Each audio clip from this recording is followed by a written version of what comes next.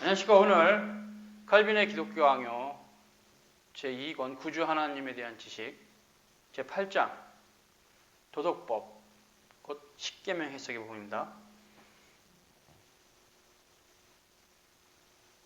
세 번째 시간인데요. 여기서는 십계명의 첫 번째 돌판을 달려고 합니다.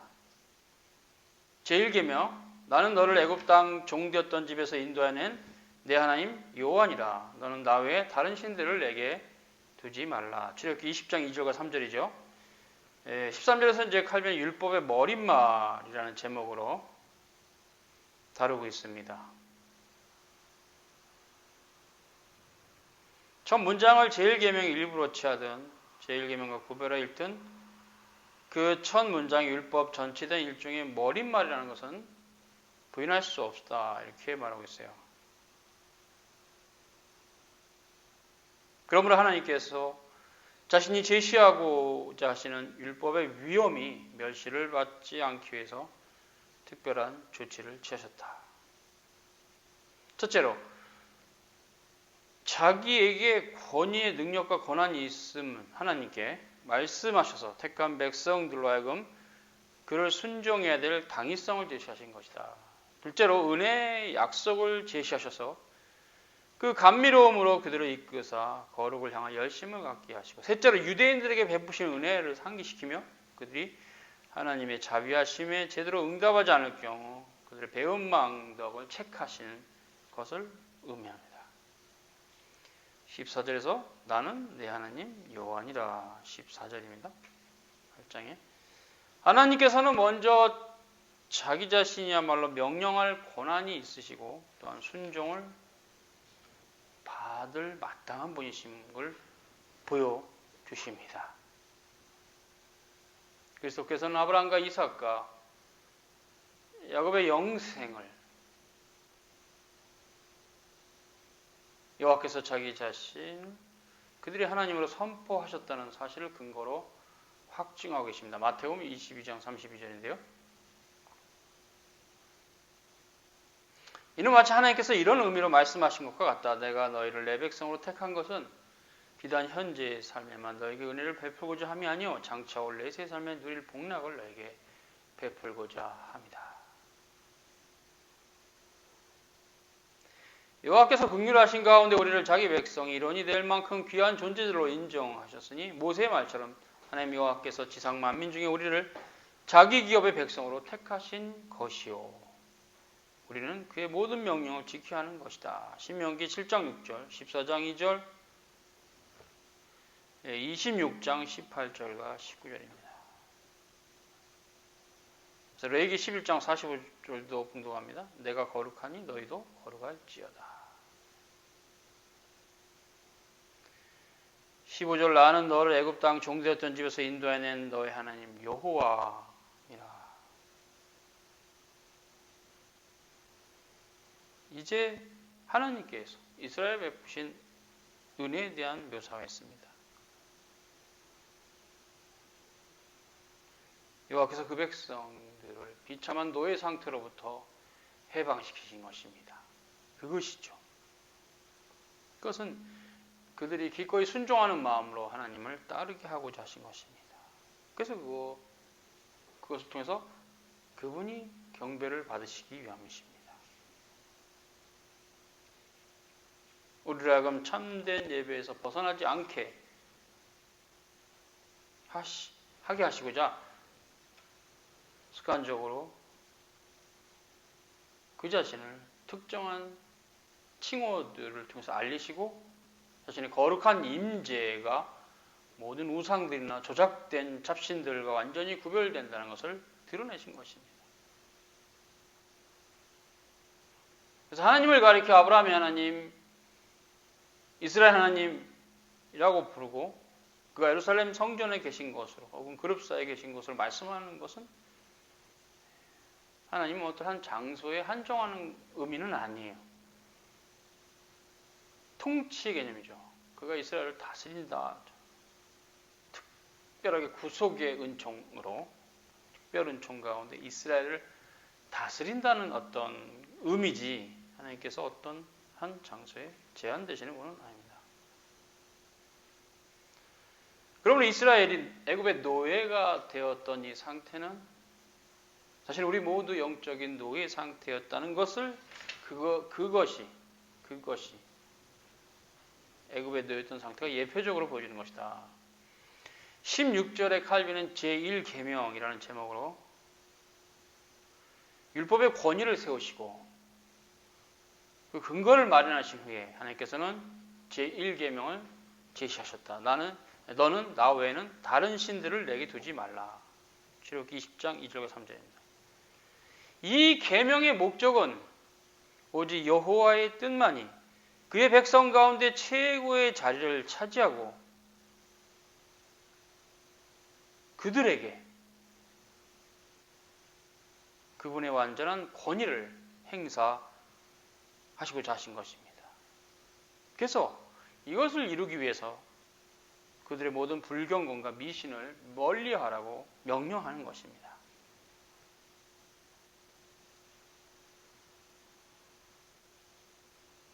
우리가 하나님께 드려야 될 것이 무수히 많지만 편의상 네 가지로 구분할 수 있다. 이렇게 칼빈은 말하는데요. 악모, 어도레이션, 양심에서 우러나오는 영적 순종, 덧붙이신 거. 악모란 우리들 각자가 하나님의 위대하심 앞에 굴복하여 그에게 드리는 바 존경과 예배다. 이렇게 칼빈은 말합니다. 신뢰란 하나님의 속성을 인식하고 모든 지혜와 의와 권능과 진리와 선하심이 있음을 깨닫고 오직 그와의 교제를 통해서만 복을 받을 수 있다는 것이죠. 그걸 의식하는 겁니다. 그것을 인식하고 하나님을 안연히 의지하는 것이다. 안연히 의지하는 것이다. 세 번째 기원하다 이런 뜻인데 기원이란 필요할 때마다 하나님의 신실하신가 도우심을 유일한 의지로 삼아 거기에 기대는 우리의 마음의 습관이다. 이렇게 칼빈은 말합니다. 감사란 모든 선한 일들에 대해서 하나님께 찬양과 함께 올려드리는 보은의 자세다. 보은의 자세다. 여호와께서는 이것들 가운데 어느 것도 다른 존재에게 넘기지 말고 그에게만 드릴 것을 명령하시는 것입니다.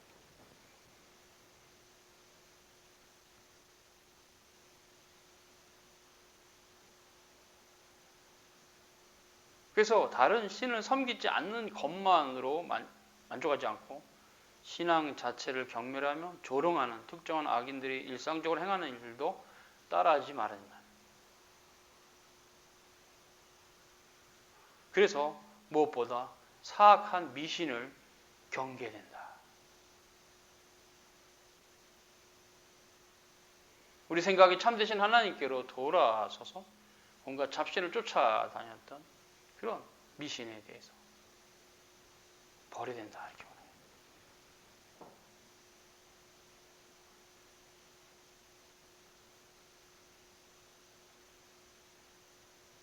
그래서 우리가 하나님의 영광을 티끌이라도 취해서 없애버리는 것이 부당한 일이고 하나님께 속한 모든 것들을 모두 하나님에게로 돌리는 것은 마땅한 일이다. 이렇게 말합니다.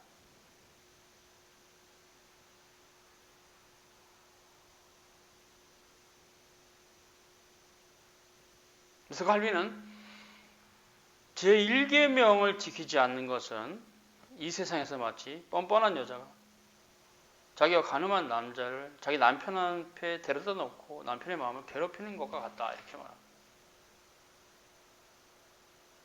그래서 우리의 신앙이 여호와께 인정받기를 바라면 심지어 지극히 은밀한 배도의 생각에조차도 우리의 양심이 깨끗해야 된다. 그래서 겉으로 나오는 고백뿐 아니라 우리 마음의 가장 은밀한 곳까지 꿰뚫어 보시는 그 하나님 앞에 우리의 그 순전하고 깨끗한 마음을 드리는 것이다. 이렇게 말합니다.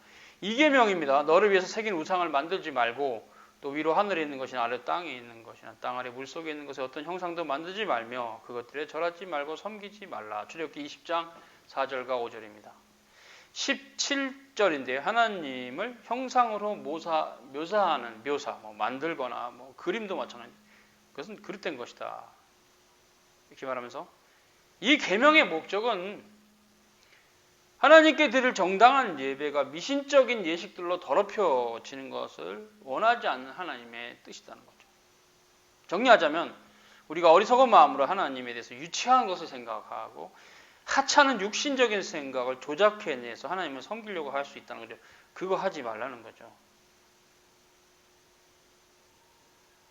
우리 하여금 하나님께 드리는 정당한 예배, 그걸 촉구하시는 것이다. 이 계명은. 그래서 하나님께서 원하시는 신령한 예배를 드려야 된다. 더 나아가 아예 우상을 숭배하는 행위는 범죄 중에도 가장 심각한 범죄다. 그래서 이 계명, 즉 제2계명, 두 번째 계명은 두 부분으로 나눠지는데, 첫째 부분은 사람이 파악할 수조차 없으신 하나님을 감히 우리의 지각 속에서 만들거나 형상으로 묘사하는 무엄한 짓이 된다는 거. 둘째 부분은 어떠한 형상이든 간에 신앙이라는 이름으로 그것을 예배하는 행위를 금지하는 거. 자신의 마음, 어떤 경건한 마음이 있고 순수해도 필요 없죠. 그 계명을 어기는 것 자체는 무지로부터 나온 거기 때문에 그건 죄가 되죠.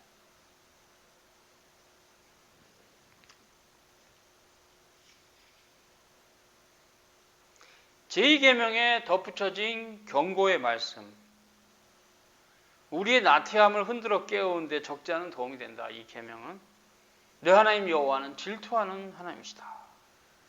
나를 미워하는 자의 죄를 갚되 아비로부터 아들에까지 3, 4대까지 이르게 하고 나를 사랑하고 내 계명을 지킨 자에겐 1000대까지 은혜를 베푸느니라. 출애굽기 20장 5절에서 6절입니다.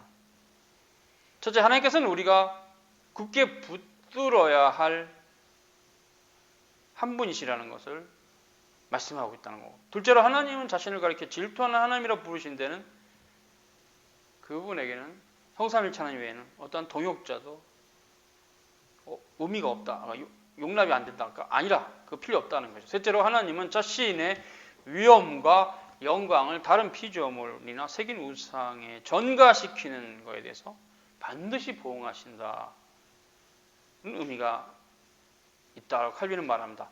19절에서 죄를 갚되 아버지로부터 아들에게 3, 4대까지 이르게 한다. 이 의미는 하나님께서 무지한 자들, 그러니까 아버지가 죄를 졌는데 아들은 죄를 안 졌어요. 그러나 아버지 죄값을 아들에게 전가하냐? 아니라는 거예요. 무지한 자에게 다른 사람들의 과실로, 이거 연좌제라 하죠, 벌을 내리는 것은 하나님의 공의에 맞지 않다. 그래서 그런 의미가 아니라는 얘기죠. 죄를 갚되 아버지로부터 아들에게 3, 4대까지 이르게 한다는 말은 그것이 아니고 그 부모의 죄악을 따라가는 자들에게 하나님께서는 동일한 심판을 하신다라는 겁니다. 그래서 여호와의 공의로우신 저주가 너무 위중해서 악인의 머리뿐 아니라 그 가문 전체에 임하는 것으로 해석할 수 있습니다. 그것은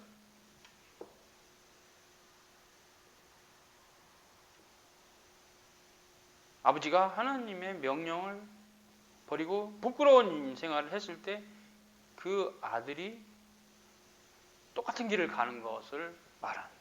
그렇고 아들이 무지한데 죄를 감다는 게 아니고 그 아버지의 잘못된 길을 따라가는 것을 이렇게 표현한 겁니다. 20절에 후손에게 형벌이 미친다는 위협의 참된 의미, 그런 보응이 하나님의 공의에 부합하는지 않는지 살펴보아야 된다. 이렇게 칼빈은 말합니다. 그것은 그들 자신의 불의 때문에 멸망한 것이지 하나님께서 부당한 미움을 하셨기 때문에 멸망한 것은 아니다. 그래서 여기 결론이 있죠. 그 자손들이 하나님께 버림받아 얻은 상태, 그 조상들의 발자취를 그대로 따라가는 것이 이루어지는 것, 그것이 바로 이 말씀의 의미다. 그 다음에 이제 21절에서 1000대까지 은혜를 베푼다. 반대로 하나님께서 긍휼을 천대까지 베푸시겠다 약속을 주셨습니다. 성경에 있는데요. 신명기 5장 10절, 에레미야 32장 18절. 이것은 신자들에게 특별한 위로고 악한 자들이 크나큰 두려움이 된다. 이렇게 칼빈은 말합니다.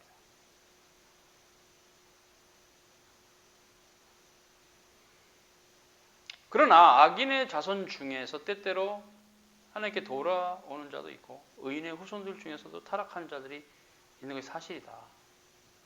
근데 그것은 문제되지 않는다. 왜냐하면 율법을 제정하신 하나님께서는 여기서 자신의 선택을 저해할 수도 있는 영구한 규범을 만들고자 하신 것이 아니기 때문이다.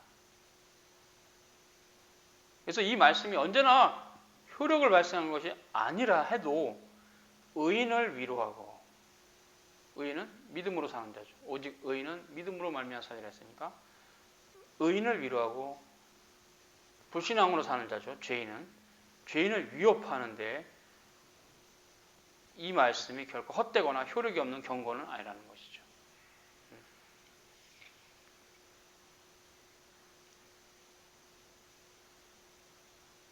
그래서 아버지를 위해서 아들에게 하나님의 긍휼하신 자비의 축복이 임하는 한 가지 신뢰를 제시하는 것만으로도 그가 자기를 경배하는 자에 끊임없이 영광 은혜를 베푸신다는 것을 증명하고도 난다. 이제 아버지가 선하게 살았는데 그 결과 아들이 뭐 어떤 누가 봐도 눈에 띄는 복을 받는다 치면 그 한 가지로도 이 천대까지 은혜를 베푼다는 이 말의 의미가 드러난다는 거죠. 반대로 아버지의 죄를 아들에게 물으시는 신뢰가 단 한 가지만 있더라도 조금씩 또 그런 경우도 있을 수 있는데 그래서 하나님은 모든 악인들의 범죄에 대해서 어떠한 심판이든지 가르치는 것이 있다. 이 천대까지 은혜를 베푼다는 그러니까 하나님의 복음을 받은 그 땅이 뭐 천대라는 게 이제 숫자적인 의미는 꽤 긴 시간의 의미인데요. 계속적인 복을 받죠. 복음을 통한 복이죠. 그래서 그거는 그 복을 받은 그 곳에 그 뭐 종족이라 하실까 그들의 어떤 후대의 뭐 타락의 정도나 이게 중요한 게 아니고 그 복음을 받아들이고 복음을 따라 살았던 선조들의 신앙의 그 정신이 계속 가게 돼 있다는 거죠. 후대에 망가지는 형태가 돼도 계속 남아 있다는 거죠.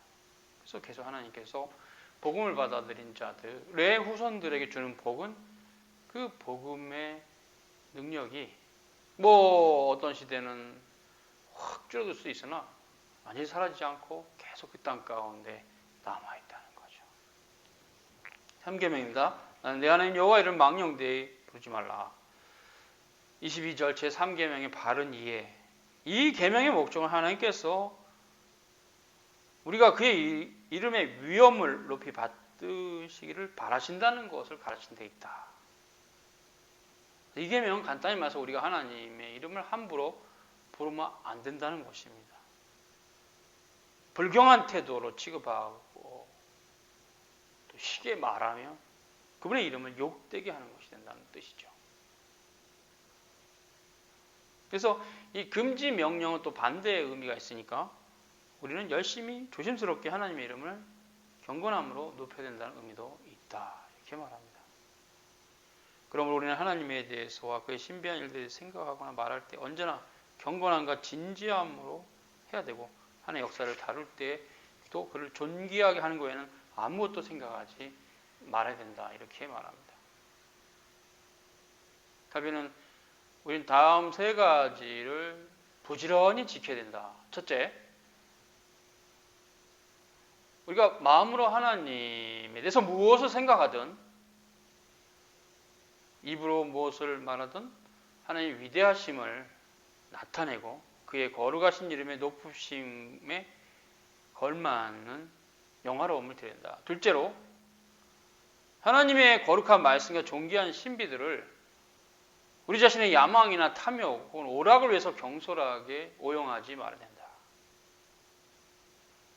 그래서 그것은 하나님의 이름에는 위엄이 담겨있기 때문에 존귀하게 여기고 높여야 된다. 세 번째, 패역한 자들이 하나님을 대적하여 소리를 지르기를 잘하나 우리는 하나님의 역사를 해방하거나 폄하해서는 안 되며 무슨 일이든지 하나님께서 행하시는 것으로 인정하는 것에 대해서 그의 지혜와 의와 선하심을 찬양하는 말을 해야 된다. 이렇게 말합니다.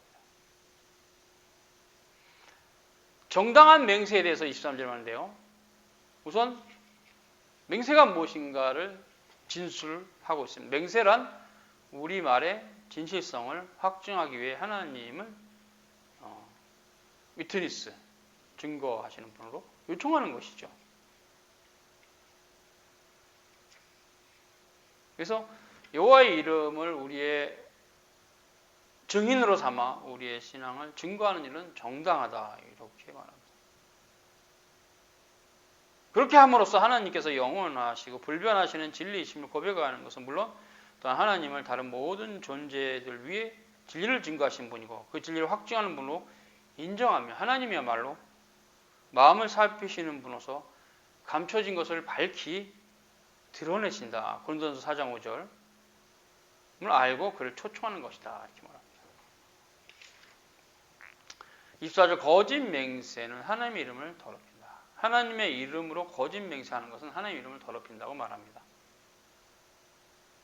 하나님의 이름으로 거짓 맹세를 하는 것은 결코 작은 문제가 아닙니다. 예수님 당대 유대인들이 그랬어요. 자기들의 거짓을 하나님의 이름을 들어서 확증하는, 안 그랬다는 식으로 하나님의 이름을 빙자해서, 그래서 주님께서 그런 맹세는 하지 말라 하신 거예요.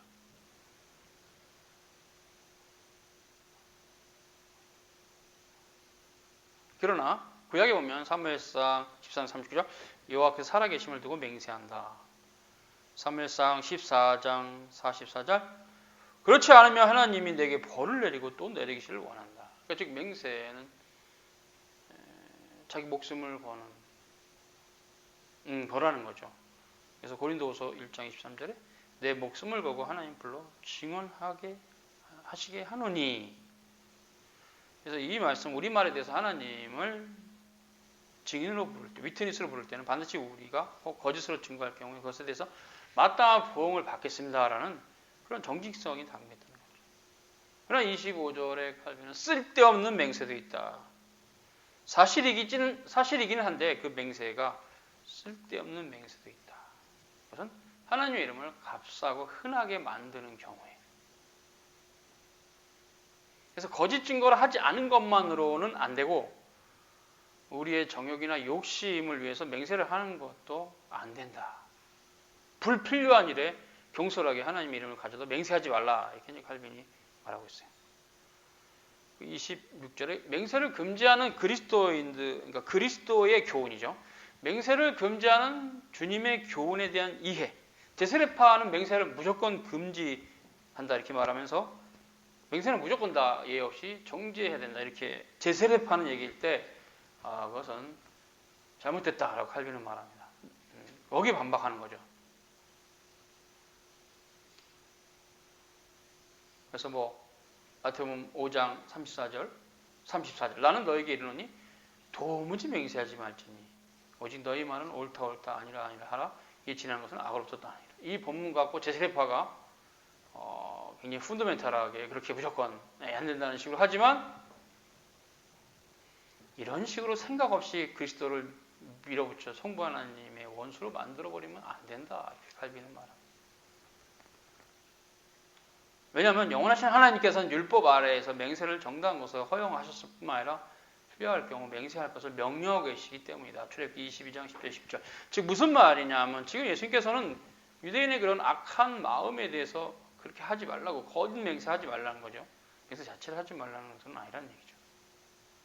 그래서 그리스도께서 모든 맹세를 완전히 정죄하신 것이 아니라 오로지 율법의 규범을 어기는 그런 지키 개인의 욕망에 관계된 맹세를 정죄하신 것이다. 그러니까 죄악과 연결되는 얘기, 죄악과 연결된 걸 말한다는 거죠. 우리의 의도가 그저 하나님의 거룩한 일을 빌려 우리의 진술들을 확증하고자 하는 것일 뿐이라 할지라도 간접적으로 하나님을 빌려 맹세하면 하찮은 맹세가 될 때 하나님의 위엄을 훼손시킨다.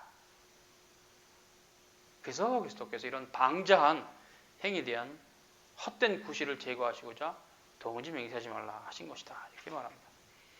그러나 이제 27절에 칼빈은 공적인 맹세뿐 아니라 사적인 맹세도 허용은 된다. 건전한 판단을 지닌 사람이라면 주께서 그 구절에서 정죄하신 것은 오로지 율법에서 금하는 맹세뿐이었다는 것을 의심 없이 받아들일 것이다. 그때 거룩한 의도를 갖고 경건한 자세로 진지하고 그리고 절실한 사정 때문에 행하는 맹세가 있으면 사사로울지라도 허락이 된다. 사사로운 사람들이 매우 절박하고 심각한 문제와 관련해서 하나님께서 심판해 주시기를 요청하는 것이 정당하다. 사무엘상 24장 12절. 거기 이제 다윗이 사울에게 하나님께서 맹세하죠. 다윗 자신은 사울을 해칠 마음이 없다. 이렇게 하는 그런 이제 본문 중에 한 본문이죠. 야곱과 라반도 서로 맹세했는데 이것은 사적인 맹세다. 보아스도 룻에게 맹세했는데 이것도 사적인 맹세다. 개인들의 결혼에 대한 맹세니 뭐 이게 공적인 맹세는 아니죠. 오바댜 역시 사사로운 개인으로서 하나님을 경외하는 의로운 사람이었으나 엘리야로 하여금 자기 말을 믿게 하기 위해서 맹세했다. 다시 말해서 정리하면 맹세는 경솔해서도 함부로 아무렇게나 하찮게 행해서도 안 되고, 그러나 정당한 필요를 위해서 주의 영광을 드러내거나 형제들에게 덕을 세우기 위한 것으로는 맹세할 수 있다. 이렇게 말하면서 이것이야말로 이 계명을 주신 목적이다. 이렇게 정리합니다. 4계명입니다. 안식일을 기억하여 거룩하게 지키라. 6일 동안 힘써 내 모든 일을 행할 것이나 7째 날은 내 하나님 여호와의 안식일인즉 너나 내 아들이나 내 딸이나 내 남종이나 내 여종이나 내 가축이나 내 문 안에 머무르는 객이라도 아무 일도 하지 말라. 출애굽기 20장 8절 10절입니다. 전체적인 이해.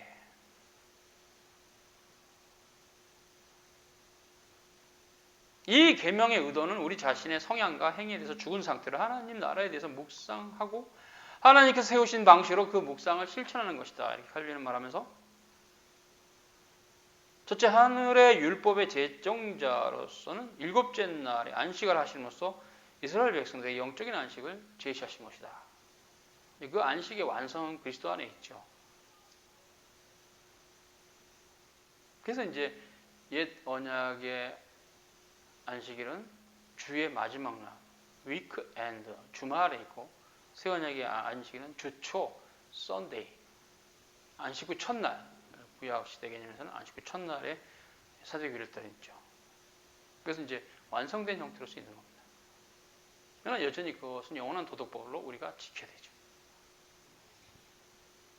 하나님께서는 이스라엘 백성들을 위해서 한 날을 정하사 모여서 율법을 듣고 의례를 행하게 하셨습니다. 그리고 이것은 셋째로 하나님께서 종들과 다른 사람들의 권세 아리는 자들에게 휴식의 날을 주심으로 힘든 수고로 벗어나게 하신 것이다. 그래서 안식일 계명의 중요성에서 29절에 여호와께서는 이 계명에서 엄격하게 명하셨다. 그리고 선지자들 통해서 이스라엘의 신앙이 무너졌다고 말씀하실 때도 이 안식일의 문제를 여호와께서 거론하셨다.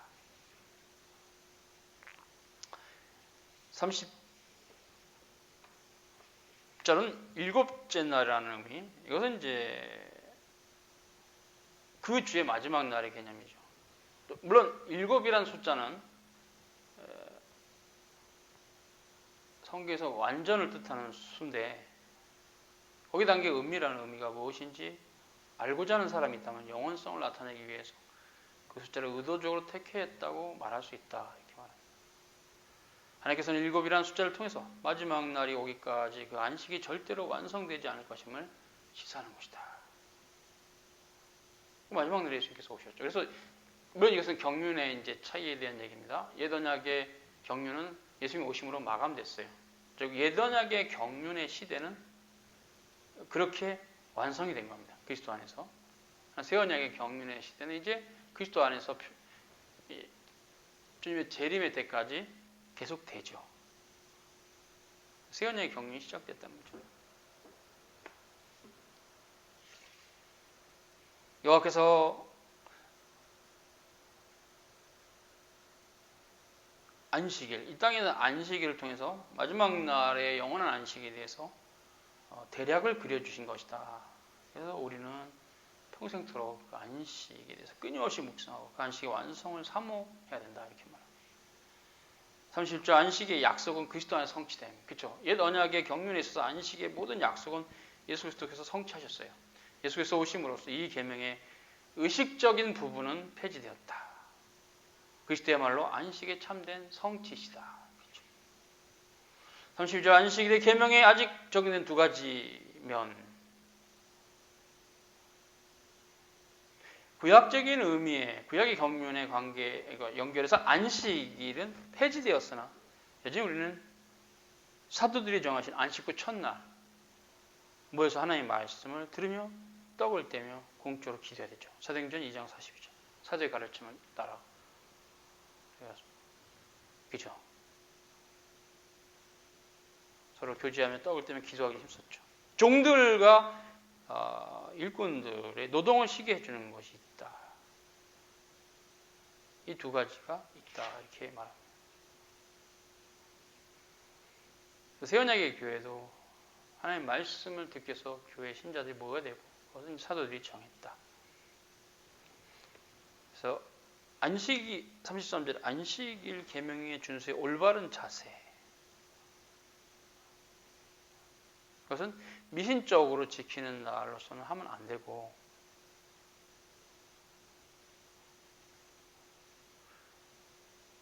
영원한 안식을 사모하면서 노동을 쉬고 그렇죠.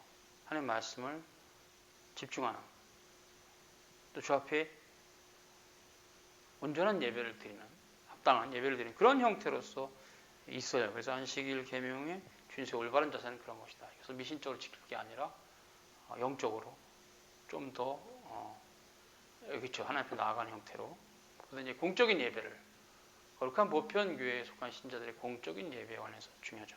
주일의 영적인 준수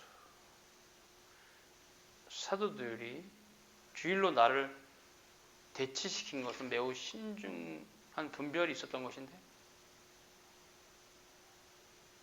고대의 안식일, 구약의 안식일이 나타낸 것은 우리 주님의 부활로 성취됐기 때문에 우리 주님 부활하신 날이 새언약의 안식일이 된 것입니다. 그 날은 그림자를 종결 지은 것이고 그래서 그리스도인들은 그림자와 같은 의식은 고집하지 말아야 된다. 오늘은 여기까지입니다. 수고하셨습니다.